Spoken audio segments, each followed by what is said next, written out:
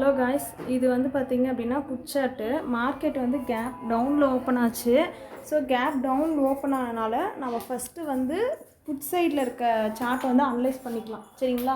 ஏன் அப்படி சொல்கிறேன்னா, நம்ம வந்து மார்க்கெட் என்ன ட்ரெண்டு ஃபஸ்ட்டு ஓப்பன் ஆகுதோ ஸோ அந்த ட்ரெண்ட்லேயே கண்டினியூ ஆகும் அப்படின்னு சொல்லிட்டு ஃபஸ்ட்டு 70% பர்சனோட மைண்ட் செட் வந்து அந்த மாதிரி தான் இருக்கும். ஸோ நம்ம எப்பயும் டிஃபால்ட்டாக பண்ணுற விஷயம் ஃபஸ்ட்டு 30 மினிட்ஸ் கேண்டிலோட ஹை அண்ட் லோ. ஸோ நான் வந்து பார்த்திங்கன்னா இந்த 156 இங்கே க்ளோஸ் ஆகிறனால, சரிங்களா, அதனால தான் நான் இந்த ஸ்ட்ரைக் ப்ரைஸை சூஸ் பண்ணியிருக்கேன். ஸோ நான் ஆல்ரெடி சொன்னதான் 120லேருந்து 150 ரேஞ்சில் இருக்க சார்ட்டை சூஸ் பண்ணியிருக்கேன். இப்போ வந்து இன்னொரு விஷயத்த சொல்லிடுறேன். இந்த ஷார்ட்ஸில் வந்து 3 மினிட்ஸ்க்கு மேலே போஸ்ட் பண்ண முடியல. சப்போஸ் உங்களுக்கு இந்த கண்டினியூஷன் வேணும் அப்படின்னா வீடியோஸை பாருங்கள், நான் வீடியோலேயும் அப்லோட் பண்ணுறேன். அண்ட் தென் எதாவது டவுட் இருக்குது அப்படின்னா நான் நம்பரை வந்து டிஸ்கிரிப்ஷனில் பின் பண்ணுறேன். ஸோ நம்பருக்கு நீங்கள் வாட்ஸ்அப் பண்ணிங்கன்னா நான் உங்களுக்கு என்ன டவுட்டுங்கிறத எக்ஸ்பிளைன் பண்ணுறேன். சரிங்களா? ஃபஸ்ட்டு நம்ம 30 மினிட்ஸ் கேண்டில் மார்க் பண்ணியாச்சு ஹை அண்ட் லோ. நம்ம அடுத்து வந்து 3 மினிட்ஸ்க்கு போகலாம். ஓகேங்களா?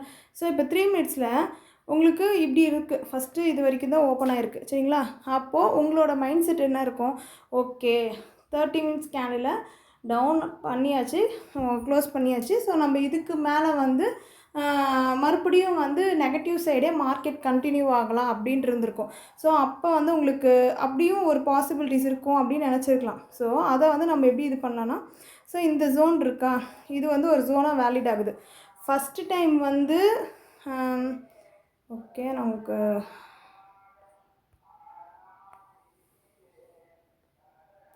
ஸோ ஃபஸ்ட்டு டைம் இந்த ஜோனில் மார்க்கெட் என்ட்ரி ஆகிருக்கு.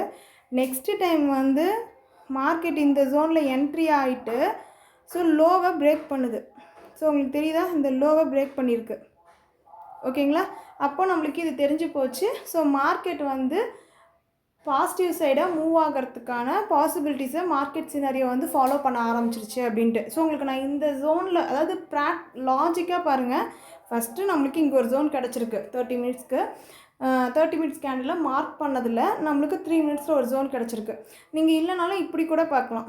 இப்போ வந்து பார்த்தீங்க அப்படின்னா இங்கேருந்து ட்ரெண்டு கண்டினியூ ஆகிருக்கு. அதுக்கப்புறம் இப்படி வந்து இங்கேருந்து லோ எடுத்திருக்கான். சரிங்களா?